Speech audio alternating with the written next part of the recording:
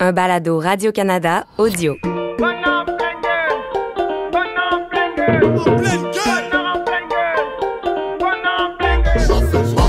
Je veux absolument faire ça un jour, de prendre le temps de courir dans Disney. Mais moi, j'ai une question pour toi. Oui, dis-moi. Le ferais-tu déguisé? Mon Dieu, non. Tu le fais déguisé? Ah oui. Toutes Pardon? les courses, moi, j'étais déguisée. Ben oui. Tu vas pas à Disney juste pour faire la course, là? Ça fait mal au cœur, à la tête, à la tragédie intérieure, puis mal à la conception de la farce, tu t'es faite. Mais pas proche d'arrêter tout de suite. Ça fait mal.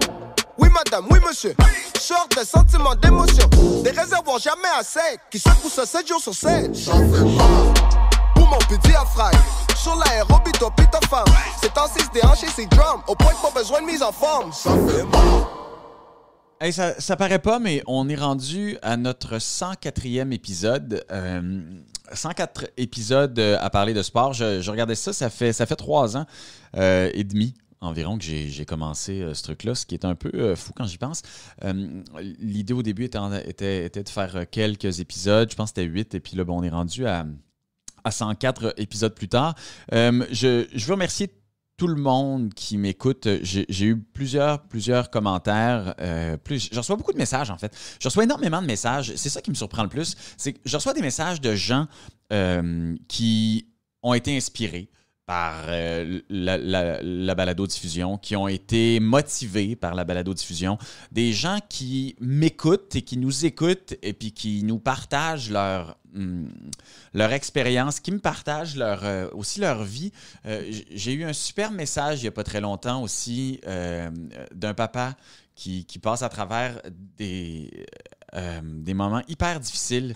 Peut-être que j'aurai l'occasion d'y parler, peut-être qu'on prendra le temps de se parler, mais un être exceptionnel qui vit des moments très difficiles, mais qui a réussi à continuer de courir, puis qui réussit à faire des marathons, des demi-marathons, puis qui s'implique.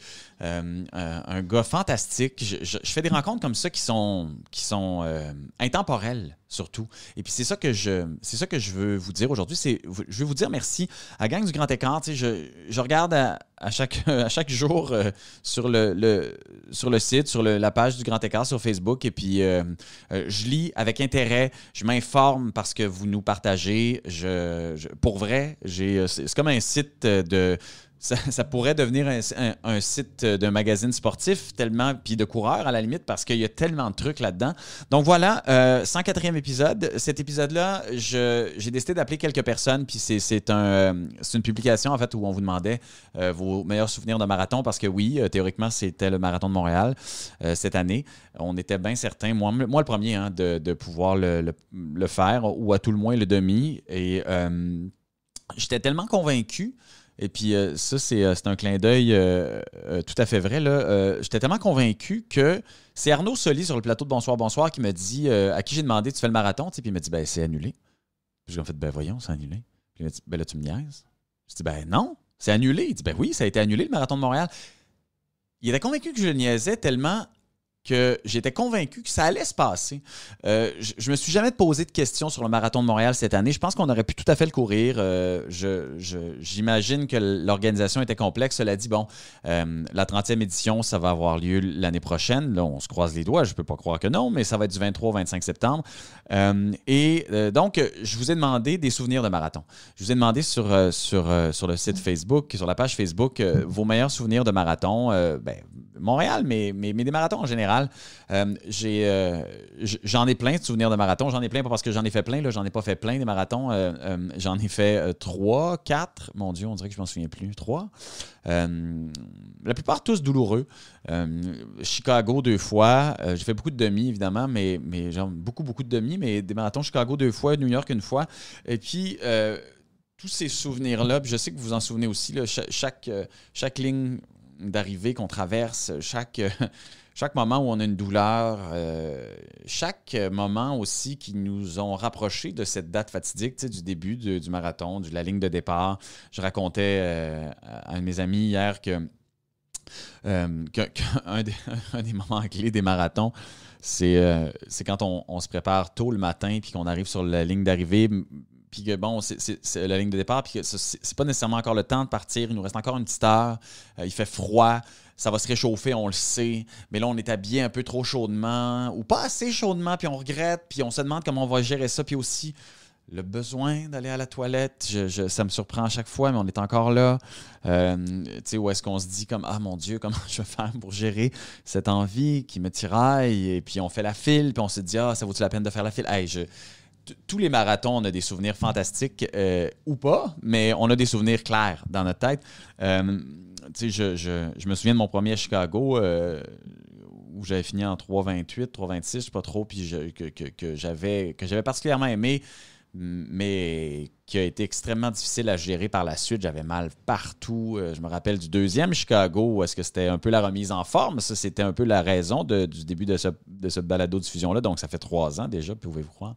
Et de ne pas pouvoir le faire, ou en fait de me dire que je ne pourrais pas le faire parce que j'étais blessé, parce que mon entraînement a mal été. Puis, hey, j'ai réussi à le finir en bas de 4 heures en marchant des petits bouts. Puis qui a permis de scraper aussi mon marathon de New York qui s'en venait le mois suivant. Non, ça a été... les marathons, pour moi, ça a été des souvenirs toujours dans la douleur, alors que les demi-marathons, ça s'est toujours fait dans un grand plaisir. Et puis donc, aujourd'hui, c'est ça. Aujourd'hui, j'ai décidé d'aller vous appeler, d'aller à votre rencontre un peu pour voir qu'est-ce qui vous a marqué, vous, dans les marathons, dans vos courses. Je dis marathon, ça peut être demi, hein, pour voir qu'est-ce que vous avez retenu. Alors, on commence ça. On commence ça dès maintenant, puis on fait le tour. OK, on commence avec Marie-Pierre D'Amour qui nous a écrit. Allô, Marie-Pierre? Allô? Ça va bien? Enchantée.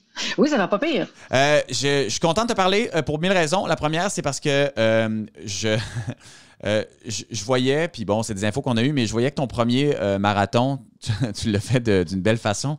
Et puis je me disais, mon Dieu, il n'y a pas meilleure façon ou en fait, il n'y a pas meilleur moyen de commencer à parler de marathon puis de la douleur du marathon qu'en le faisant dans je dirais, dans le défi le plus complet. Marie-Pierre, tu as fait ton premier marathon quand, toi? Mon premier marathon dimanche dernier au UTHC dans Charlevoix. Fait que tu as décidé de faire un premier marathon en trail? Oui, c'est ça. Je me suis dit, tant qu'à faire un marathon, on va faire un grand et gros marathon. Félicitations. Comment ça a été?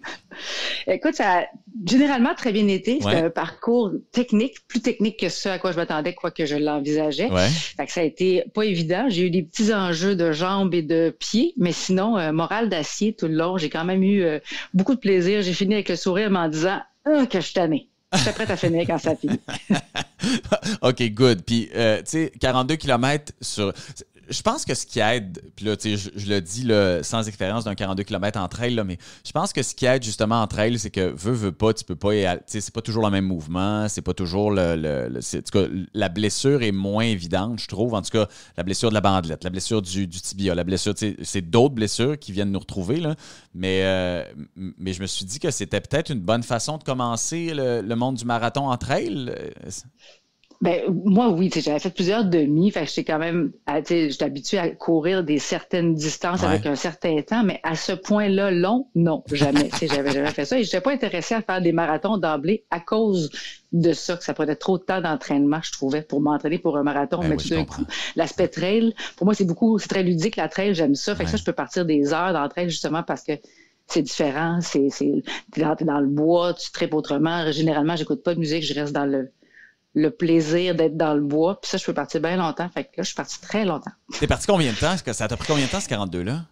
6h44. C'est bien important, le 44, parce qu'en cours de route, tu fais de la mathématique dans ta tête quand tu cours. Tu as juste ça à faire. Tu fais ton pace, où est-ce que tu es rendu, le nombre de kilomètres. Puis là, à un moment donné, je me suis rendu compte que je pourrais peut-être le faire en bas de 6h45. Quand je suis arrivée à 6h44, j'ai poussé sur la fin. J'ai donné tout ce qui me restait à la fin pour arriver à mon 6h44. Fait que j'en suis bien contente. Ben bravo! Encore une fois, c'est extraordinaire parce que, tu sais, la trail, moi, ma dernière course officielle, ou en tout cas organisée, ça va faire bientôt 2 ans en Arizona. Là, puis j'ai fait une trail, un demi en trail que j'ai adoré. Puis depuis ce temps-là, je mixe ma vie entre la course sur le plat puis la course en trail. Puis clairement, j'ai besoin de ces deux-là. Je me demande, toi, là, bon, premièrement, comment ça se passe un 42 km en trail en version marathon? Quand je dis comment ça se passe, c'est ta gestion. Tu l'as géré comment? Puis un, tu l'as géré comment? Puis deux, hey, moi, je me suis planté dans mon 21 km. Là, genre, je me suis planté sur de la roche. J'en ai vécu, il me semble, pour 21. En 42, qu'est-ce que tu as vécu, toi? J'ai vécu beaucoup de choses sur le 42. Ben, déjà, en termes de préparation, j'ai divisé la course avec... J'ai une coach qui m'aide, là, fait que divisé la course avec les ravitaux. Fait que c'était aussi clair dans ma tête. J'avais un premier 5 qui était pour être assez facile. D'ailleurs, ce 5-là, je l'ai flyé, sourire aux lèvres, beau bonheur. J'aurais pu faire ça. Je courais, je me disais, I could do this all day, every day. Beau bonheur. Arrivé après celui-là, j'avais l'autre portion, c'était un 17 km avec un 800 de dénivelé avant le prochain ravito. Fait que lui, tu l'envisages autrement. Tu pars avec un autre genre de mindset. Là, lui, il va être long, tu le sais, puis il va monter. Puis là, je l'ai souffert un peu plus, celui-là, parce que j'aime pas les montées. C'est bizarre pour quelqu'un qui fait de la trail, là. J'aime pas ça monter, moi. Mais j'adore descendre, par exemple. Moi, c'est complètement le contraire. C'est ça. Fait que là, j'en ai parlé avec ma coach après, là, il faut que j'apprenne à aimer les montées. Ça, c'est mon prochain défi. Fait que c'est ça. Fait que lui, ça a été plus difficile. Puis, j'ai commencé à avoir des petits problèmes de jambes et tout ça. Mais il y avait encore des coureurs dans les sentiers avec moi, mais à un moment donné, là, t'es tout seul. Les 20 derniers kilomètres, là, j'étais tout seul. J'étais un peu dans un état relativement délirant. Je parlais tout seul, il n'y avait personne. Fait que tout ce qui me passait par la tête, je le disais en courant. Puis tu cours pas vite là, quand les sentiers sont techniques. Là. C'est du marche-cours un peu bizarre. Tu as de la misère à prendre ton air d'aller. C'est ça qui fait que c'est plus dur sur le corps aussi. Là. À un moment donné, là, sur la route, tu peux courir, tu pars dans ta tête, tu prends un tempo puis tu le gardes. En trail, quand c'est technique comme ça, le roche, racine, ronce, c'est plus difficile. Hey, puis là, il m'est arrivé des petites mésaventures du genre au kilomètre 12, j'allais bon train, c'est encore dans ma bonne humeur. Il y avait 3 jeunes filles avant de moi qui couraient, fait que moi je les suivais, ça allait bien. Puis à un moment donné, je ressens 2 douleurs aux 2 chevilles simultanément. Je me suis fait attaquer par un commando du haut de guêpes de terre, pas contente qu'on les dérange. Une sur chaque cheville, chaque bord. Là, j'ai hurlé dans la forêt. Je me suis fait dire après ça qu'on m'a entendu assez loin. Et ça fait très mal, des piqûres de guêpes. Puis là, je ne pouvais pas croire qu'il me restait 30 km à courir avec 2 piqûres sur chaque cheville. Ça se fait pas. C'est ça. Mais j'étais crampée. En même temps, j'ai fait que, voyons donc, voir que ça m'arrive. Qu'est-ce que tu fais? Tu continues. Puis je me suis dit, écoute, ça va changer le mal de place. Puis en effet, tu sais, quand ça élance, là, quand ça se mettait à élancer, ça changeait le mal de ma hanche. Puis j'ai un problème avec mon pied, là, j'ai un névrome de morton. Ça fait très mal aussi. Je sais pas c'est quoi, mais ce nom-là a l'air à faire mal. Ouais, pas le fun. C'est pas le fun. C'est comme une espèce d'hernie des nerfs entre les orteils. Ce qui fait que ça finit par faire vraiment très mal à la pomme du pied. Là. Ouais.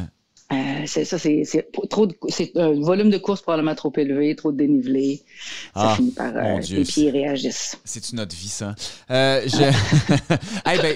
Juste te dire, bravo, vraiment. Merci. Bravo pour ton premier 42. J'imagine que, je racontais juste avant de commencer les appels que moi, en tout cas, de mon côté, moi, c'est les lignes d'arrivée, là. J'ai une très belle relation avec les lignes d'arrivée. J'imagine comme tout le monde, remarque, là. Mais je ferais juste ça dans la vie arriver. Le 500 derniers mètres, je l'adore. Quand tu es arrivé à 6h44 exactement, là, qu'est-ce que tu as fait du reste de ta journée? Qu'est-ce que tu as fait à partir du moment où tu as traversé la ligne? J'étais chanceuse, j'avais 2 amis qui étaient venus m'attendre parce que je courais seule la course, fait que c'est quand même vraiment le fun. Fait que j'avais 2 amis qui hurlaient quand je suis arrivée, qui m'ont fait, tu sais, m'envoyer tout ce que j'avais besoin comme dopamine de plus si je pouvais en avoir encore. Fait que j'ai mangé avec beaucoup de plaisir la nourriture que le UTHC nous a préparée, qui était excellente. J'ai bu la bonne bière. Puis ensuite, j'ai pris une très, très longue douche.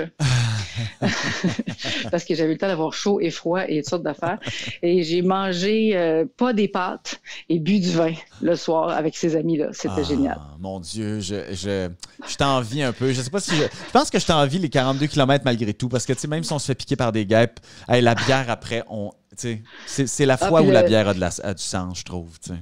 J'ai été sur un high, je pense que je le suis encore. Je pense que je suis encore sur ce high de course-là. C'était vraiment, vraiment génial. Puis je me suis inscrite au 65 pour l'année prochaine. Non, pour vrai? Pour te dire. Oui. OK. Hey, ça, faut que je fasse ça. Ça n'a pas de bon sens. Oh, mon Dieu. OK. Il y a Bruno Blanchet qui m'avait inscrit contre mon gré au 125.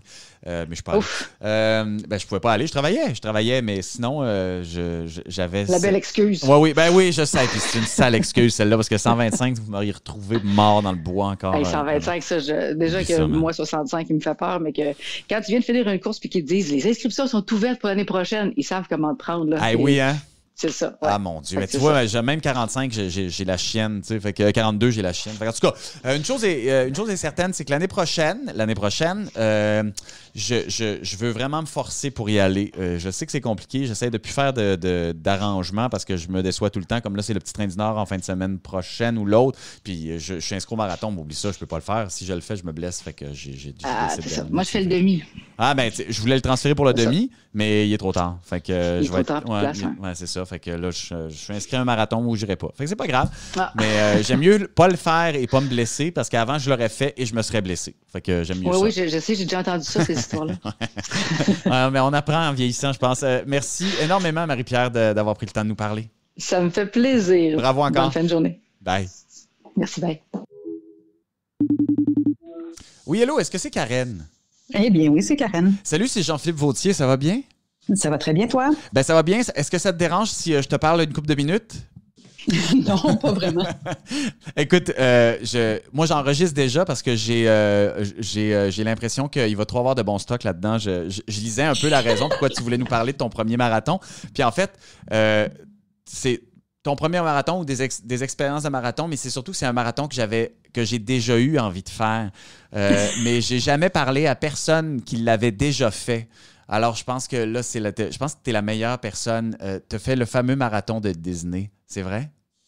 J'ai fait pire que ça. Moi, j'ai fait le Dopi. Le Dopi. C'est quoi? C'est 5 km le jeudi, 10 km le vendredi, un demi-marathon le samedi, puis un marathon le dimanche. Pour vrai, t'as fait ça? Oh, oui, ben, je suis pas toute seule, là. On est une méchante gang à faire ça. Plusieurs Québécois aussi. C'est vrai? Oui. Puis c'est comment faire un marathon à Disney, à Orlando en passant, là, avec une température. En tout cas, j'ai déjà, en 2019, j'avais passé une semaine à Orlando avec la famille, puis j'allais courir tous les jours. Je me disais, ouais, tu fais chaud quand même. Le côté température, c'est tout le temps imprévisible. Ouais.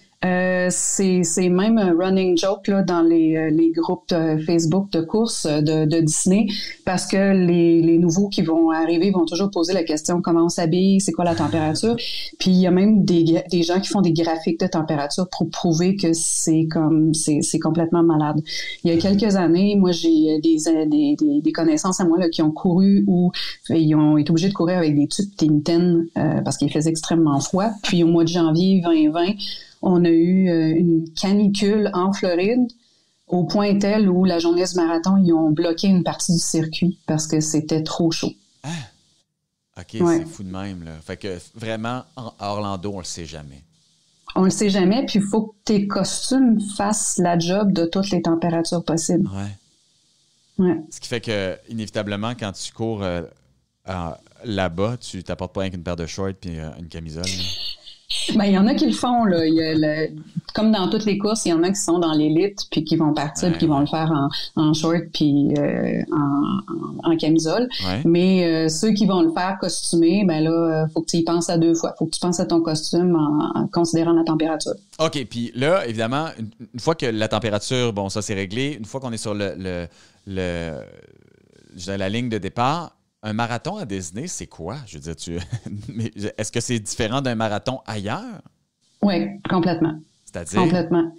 La première des choses, c'est que la plupart des gens ne le feront pas pour le temps.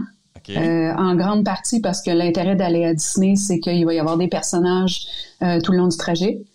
Donc, il y a moyen d'arrêter puis de prendre des photos avec des personnages, que ce soit la Reine de Cœur, Buzz Lightyear, les croque-morts de la Maison Hantée.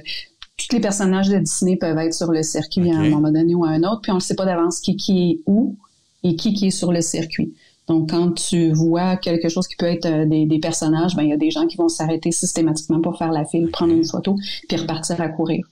OK, fait que là, dans le fond, c'est une visite de Disney sur 42 km, un peu, là. Beaucoup, parce qu'on fait... normalement, c'est les 4 parcs. Ouais. En 2020, il y en avait rajouté un. On est passé par Blizzard Beach, donc il y avait comme un 5e parc qui remplaçait la fameuse tournée de ESPN que beaucoup de monde aimait pas, là, parce que c'était comme juste, tu faisais le tour des installations sportives d'ESPN. Mais oui, tu rentres dans les parcs, puis tu rentres dans les parcs et tu vois des sections du parc qui sont pas publiques. On passe dans en arrière, là, les places qui sont pas accessibles. Ça, c'est cool, ça, quand même. Et là, donc, tu es en train de me dire que les gens, ils font pas ça pour le temps. Est-ce que toi, tu le fais pour le temps? Ah non, pas du tout, pas du tout. Moi, c'était mon 2e marathon. Mon premier, je l'avais fait à Washington, D.C., parce que je me suis poussée du Canada. Je voulais pas que mes stats apparaissent sur Star Stats pour mon premier.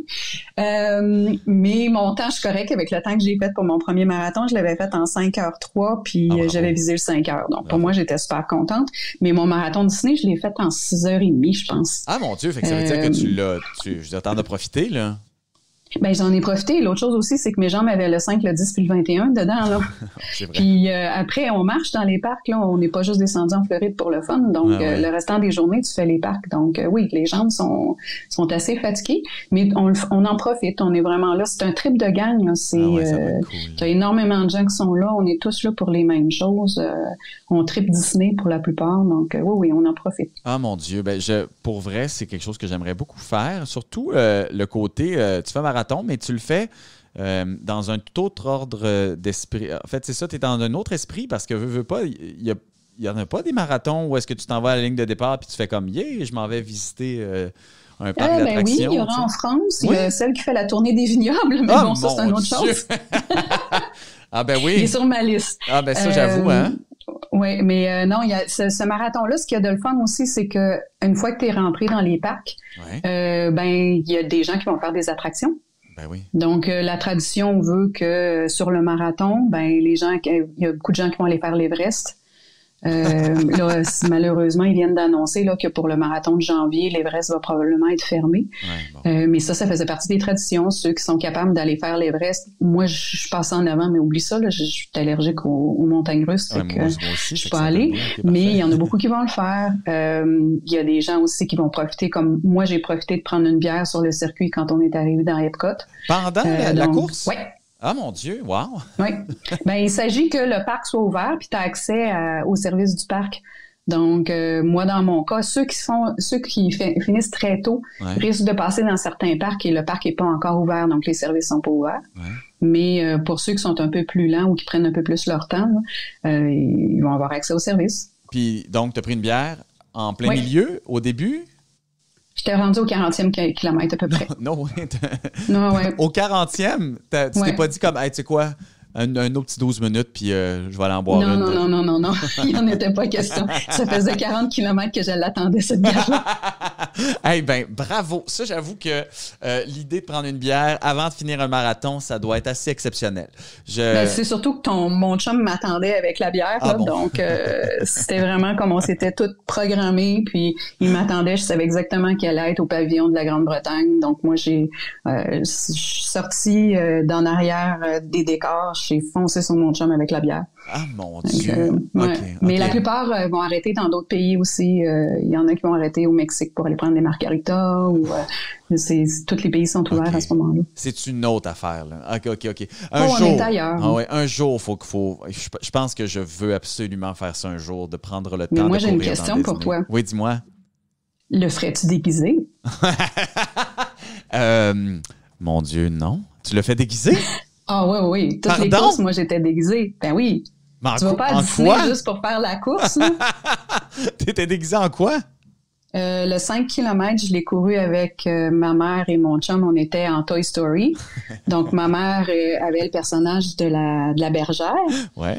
Mon chum était en Buzz Lightyear, puis moi, j'étais en Jessie, la cowboy. Ouais, OK. Le 10 km, je l'ai couru toute seule. J'étais en Mary Poppins avec sa robe blanche. Mon Dieu, ça se peut pas, ton affaire. Ouais, le demi-marathon, je l'ai fait avec mon chum. Mon chum était en Peter Pan, puis moi, j'étais un X-Wing pilot de Star Wars. OK. C'était un X-Wing? X-Wing pilot. Tu sais, les costumes orange de Star Wars? Oui, absolument. Mais oui, OK. Donc, celui-là. Puis, le marathon, j'étais avec le chat deux couleurs de Alice au Pays des Merveilles, qui s'appelle le Chester Cat. Mais là... mon Dieu, ma tête, elle comprend pas. Tu cours avec un costume comme ça? Oui. Fait que dans le fond, toute la discussion sur comment s'habiller pour courir un marathon, pour toi, ça change rien? Ben oui, ça change quelque chose parce que moi, j'avais un carry-on avec juste l'habillement de toutes les courses de tout le monde parce qu'on fallait qu'on soit prêt à tout. Faut que tu t'amènes des couches que tu peux mettre en dessous s'il fait froid, puis aussi que ton costume soit capable d'être très frais s'il fait trop chaud. Donc, moi, le costume que j'ai choisi pour le marathon, c'était le plus léger des 4. OK, c'était un léger, celui qui était le plus compliqué, c'était le 10. OK. Parce que j'avais une crinoline, j'avais un corset, puis j'avais un chapeau, là. Fait que là, je l'avais mis sur le 10. Ça se peut pas, ton affaire. On dirait que là, tout ce que j'ai envie, c'est de voir des photos. Écoute, je les mettrai sur le site du Grand Écart parce que ma photo de profil, c'est ma photo avec ma bière. C'est vrai? Mais ouais. Mais c'est vraiment comme il y en a là qui sont vraiment dans l'élite et qui se déguisent. Moi, je suis un gars sur Instagram là. Ouais. Je suis un Canadien puis je suis un Américain. Puis les deux se déguisent et les deux font aussi quasiment toutes les courses de Disney, y compris le Princess qui est plus tard un petit peu dans la saison. Et les gars sont déguisés en princesse, puis il y en a un là-dedans qui a gagné une des courses, puis il était bien, je pense que c'était en Cendrillon qui était avec la crinoline toute là. Eh mon Dieu, OK, bon, Karen, il faut absolument que tu mettes ça sur le groupe. Moi, je veux voir ça. Et puis, bravo, parce que c'est tellement, pour moi, là, puis c'est niaiseux, mais c'est tellement sérieux, les marathons puis les courses, que puis c'est tellement niaiseux d'être sérieux de même parce que tu te rends compte que ça change pas grand-chose, puis qu'à la fin de ça... C'est sérieux, par exemple, parce que dans les groupes de courses que moi je suis pour Disney, les calendriers d'entraînement sont déjà commencés, puis les gens mettent c'est quoi leur chose, là. Faut que tu sois prêt à faire les 4 distances. Mais tu comprends ce que je veux dire, là, dans le sens où, tu sais, c'est tellement sérieux dans le temps, c'est tellement sérieux tu comprends? Fait que, là, je me dirais, mais là, je peux pas mettre un costume, mon Dieu, ça va me ralentir, je vais avoir trop chaud, je vais mal me sentir. Tu comprends? Tout est dans on est tellement fou avec ces affaires-là que j'aime tellement cette idée-là. Wow! OK, bon, là, tu m'as craqué. J'espère qu'un jour, on va voyager comme plus normalement. Puis, en plus, c'est dans des bonnes dates, là, c'est au mois de janvier. Oui, c'est normalement autour du 10 de janvier à peu près. Mais mes seules vacances annuelles. Il reste encore des places, mais il est encore temps. Ah, mon Dieu. Je suis très excité. Je suis très excité parce que pour vrai, c'est le seul temps dans mon année, là, en tout cas dans ma vie en ce moment, là, où est-ce que j'ai des congés, peux-tu croire? Fait que je pourrais aller faire un marathon à Disney. Le seul marathon est au mois de janvier, mais par contre, ils ont des demi dans le restant du calendrier. Il y en a un pour, je pense que c'est au mois de novembre-octobre, le Wine and Dine. Après ça, ils ont celui du Princess. Après ça, il y en a un au printemps qu'on ne sait pas c'est quoi la thématique encore. Mon Dieu, donc, OK. Clairement, si j'ai des questions, je t'appelle, Karen. Il y en a à Paris aussi. Comment ça s'appelle? Disneyland Paris. Disneyland Paris, oui. Ah, mon Dieu, OK. Je suis très excité par tout ce qui vient de se passer. Merci beaucoup, Karen. J'attends tes photos avec impatience. Et, écoute, si j'ai des questions, je t'appelle pour aller à Disney, sans aucun doute. Karen, ça va me faire plaisir. Karen Robin-Lemieux, merci beaucoup. Ça me fait plaisir. Bye. Bonne journée. Bonjour. Bonjour, ça va bien? Ça va bien. Est-ce que je parle à Isabelle Julien? C'est moi-même. Quelle bonne nouvelle, Isabelle, que je te rejoigne. C'est Jean-Philippe Vautier à l'appareil. Je suis en train d'enregistrer un podcast, puis je voulais te parler. C'est bien, ça. Je suis disponible pour toi, Jean-Philippe. Ah, quelle bonne nouvelle. Isabelle, on a parlé, là j'ai parlé avec Karen Robin-Lemieux juste avant toi qui nous parlait de son marathon à Disney, qui fait ses marathons et ses demi-marathons et ses 10 km à Disney chaque année ou presque, bon évidemment avant la pandémie, puis qui me parlait de la folie de aussi pouvoir arrêter au 40e kilomètre et prendre une bière. On a parlé à Marie-Pierre Damour qui a décidé de faire son premier marathon, en fait, qui se trouve être un 42 km à Arikana en fin de semaine dans une trail. Alors comme premier marathon, on s'en souvient. Moi, j'ai parlé un peu au début avec moi-même de mes marathons à Chicago et de mes marathons à New York, mais tu es la première personne à qui je parle aujourd'hui qui a fait son marathon à Montréal. Et ça, puis en plus, c'était pour un peu célébrer le fait que le marathon de Montréal cette année va pas se passer pour une deuxième année consécutive. Et puis, enfin, je parle à quelqu'un qui peut m'en parler de son marathon de Montréal. Comment... raconte-moi. Ben, comme tu l'as bien dit, j'ai commencé ça sobrement. J'ai commencé à Montréal, mais en même temps, j'ai commencé ça à Montréal parce que c'est un demi-marathon que j'avais fait plusieurs fois et que j'aimais. parce qu'on courait dans nos rues. La rue nous appartenait, puis je me disais, ben pour mon premier marathon, je pense que je vais choisir Montréal. Et l'autre pourquoi de mon choix, c'était que j'aurais pu avoir ma famille près de moi. Puis je pense que cette source de motivation-là, j'en avais besoin pour le premier parce que ça me stressait. Donc, c'est pourquoi j'ai choisi Montréal. Parce que, tu sais, j'en ai fait aussi. J'ai jamais fait le marathon complet à Montréal. J'ai fait des demi, beaucoup, que j'ai beaucoup aimé. Sauf le dernier, que je trouvais un peu... j'ai pas aimé le parcours, j'ai pas aimé l'organisation, mais ça, bon, on en a parlé en masse. Cela dit, j'aime ma ville beaucoup. Et effectivement, un jour, j'aimerais courir le marathon de Montréal. J'avais des ambitions pour cette année. Bon, c'est pas très grave, mais on en aura pour l'année prochaine. Mais un premier marathon, Isabelle, ça a été comment l'expérience du début jusqu'à la fin? Quand je dis début, là, c'est avec ses objectifs, ses entraînements, la ligne de départ, les 42 km, la ligne d'arrivée. Comment tu l'as vécu, toi? J'ai vécu ça comme un grand moment de bonheur. En fait, mon chum l'avait fait quelques fois. Puis quand j'ai décidé de faire un marathon, il m'avait dit « OK, fais-en un, puis après ça, tu voudras plus en faire. Fait que fais-le à Montréal, puis après ça sera fini. Tu auras fait ton marathon, puis c'est terminé. » Fait que je me suis dit, bon, OK, ben je m'embarque là-dedans, puis j'ai le goût. Je me suis super bien entraînée, j'ai suivi un programme, et puis sur la ligne de départ, j'étais avec mon chum sur le pont. Et cette fébrilité-là, je la vis souvent sur une ligne de départ, mais là, je pense que c'était encore plus important parce que, ben, comme je disais, on était dans notre ville, on était sur le pont, il faisait beau. Et je suis partie en me disant, je vais avoir du fun, je vais finir avec le sourire, c'est ça que je veux. Je me fous de mon temps, j'avais pas d'objectif de temps, je voulais le finir, puis dire, ben je l'ai fait avec le sourire. Et c'était ça pendant 42 kilomètres. Ah, parce que, oui, puis je pensais pas vivre ça, mais tout au long du parcours, j'avais ma mère, ma sœur, puis mes deux plus vieux qui étaient là, qui débarquaient du métro, qui arrivaient à un point, qui me voyaient, qui me tapaient dans la main. Ma sœur qui a couru quelques kilomètres avec moi. Fait qu'à chaque fois que je les voyais, j'avais comme un regain d'énergie. J'ai mon amie Peggy aussi qui était venue avec son fils là, près du stade olympique, là, un moment qui est quand même assez difficile rendu là. Là, on est comme au 32, 33e. Puis ça m'a donné tellement d'énergie. Puis au 35e, j'ai croisé mon chum sur Saint-Joseph, qui ça est parce que le premier demi est super le fun. Ben, en tout cas, ce parcours-là était vraiment le fun. Le deuxième est un peu plus plate. Et le fait de croiser du monde m'a encouragée. Puis quand j'ai vu mon chum, je me suis dit, hey, je suis rendue au 35e, là. Puis il doit se dire, elle est sur le bord de finir son premier marathon. Fait que ça m'a encouragée. Puis à 2 kilomètres de la fin, là, mon fils était là. Et là, tu vois, j'en parle, puis j'ai encore le trémolo, mais il a couru avec moi, il avait comme une dizaine d'années, puis il m'a dit « T'es capable, maman, t'es capable. » Puis là, j'étais partie un sprint, puis je pense que j'étais rendue à 4,20 du kilomètre pour finir. Puis j'ai fini Jean-Philippe avec le sourire, puis je me suis dit après ça, je pense que je vais en refaire un autre. Oh, wow! C'est vrai, mais ça, c'est tellement excitant. C'est tellement excitant, ça, de pouvoir vivre ces moments-là avec des gens autour de nous, tu sais. Vraiment. Ah, mon Dieu, Puis, est-ce que tu en as fait un autre? Oui, j'en ai fait 5 autres. Ah, mon Dieu, OK. Ben, j'ai fait Chicago, qui était mon deuxième plus agréable et beau marathon. Il est beau, hein? Ah, vraiment. J'ai fait Longueuil, ça, je t'en parlerai pas. Ah non? Non.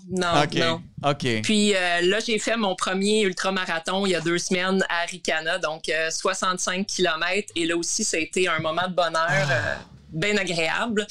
J'ai pris le goût à la montagne puis aux ultras. Et je fais le Petit Train du Nord dans 2 semaines. Ah, mon Dieu, bravo. Bravo. Justement, je suis en train de dire que le Petit Train du Nord, je suis inscrit, mais je suis pas en forme pour faire un marathon, donc je le ferai pas parce que je vais me blesser. Mais avant, je l'aurais fait, puis je me serais blessé. Fait que peut-être qu'avec l'âge, on gagne la maturité. Mais puis là, il est trop tard pour que je le change en demi. Fait que je pourrais pas le courir, mais cela dit, j'ai des amis là-bas qui vont le courir. Mais je veux savoir, ton 65 km à Ricana, tu l'as trouvé comment? Ben, c'était un stress parce que c'est quand même une course d'envergure, là, 65 km. L'entraînement, tu cours au maximum 3h30, 4h. J'ai couru à Orford, à Sutton. Mais là, c'était 1800 de dénivelé que j'allais faire. Puis me disais, bon, c'est 12 heures de course au maximum. Et j'ai tellement eu du fun. J'ai vraiment, sans faire, j'ai pas vu le temps passer. Et j'ai fait ça en 10h12. OK, mon Dieu, fait que ça va, là. Sans faire, ça allait trop bien.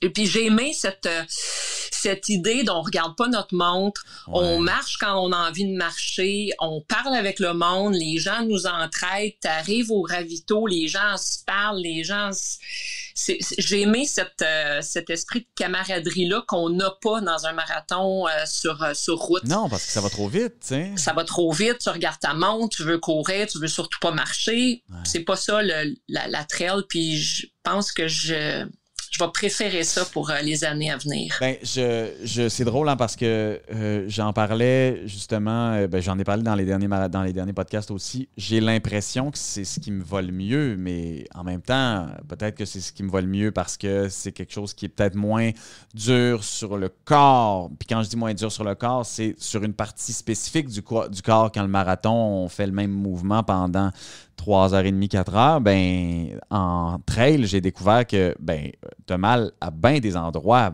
mais t'as moins mal que quand t'as mal à juste un endroit, mais que t'as vraiment mal. Parce que moi, c'est mon feeling, tu sais.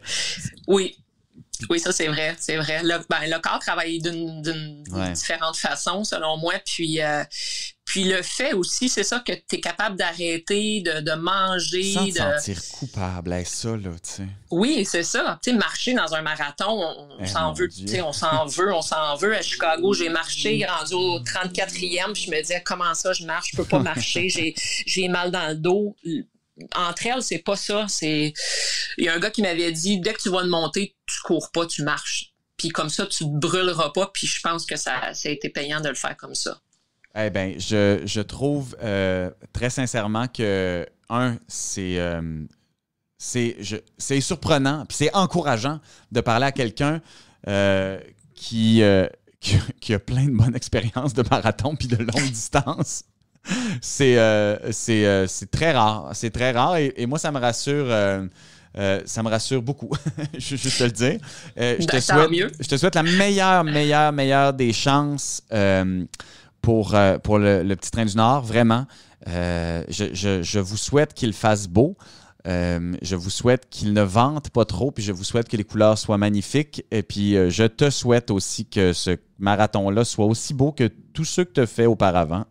T'es bien gentil. Merci, Jean-Philippe. Puis, c'est sûr que les jambes sont un peu fatiguées, mais ça devrait bien aller. Ah ben, j'ai beaucoup de respect et beaucoup vraiment d'admiration pour toi, très, très sincèrement. Fait que je te souhaite la meilleure des chances. Et puis, merci d'avoir pris du temps pour me parler, Isabelle. Merci, Jean-Philippe. À la prochaine. Salut. Bye bye.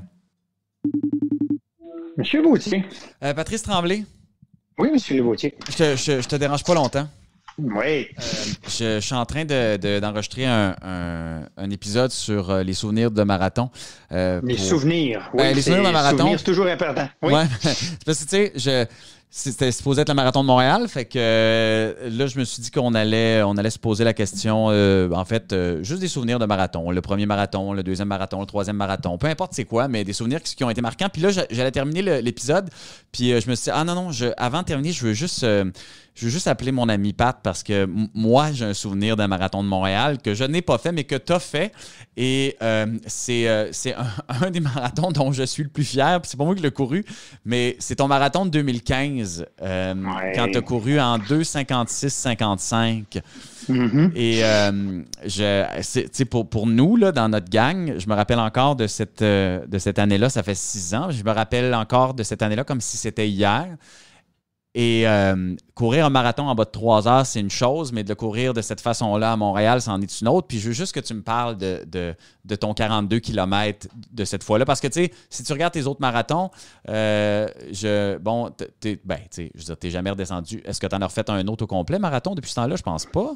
Ben, écoute, oui, j'en ai fait 2 depuis, mais un que j'ai accompagné mon amoureuse. Oh oui, c'est vrai, c'est vrai. Et celui-là a été écoute, c'est plein de souvenirs aussi, là, mais courir les 42 km, c'est toujours une série de hauts et de bas. Ouais, ben c'est ça que j'allais te demander, tu sais, mais ton en bas de 3 heures, là, tu sais, t'es une des seules personnes, sinon la seule personne que je connais qui court en bas de 3 heures, puis qui le fait, puis que j'ai suivi, puis pour qui j'ai une immense admiration.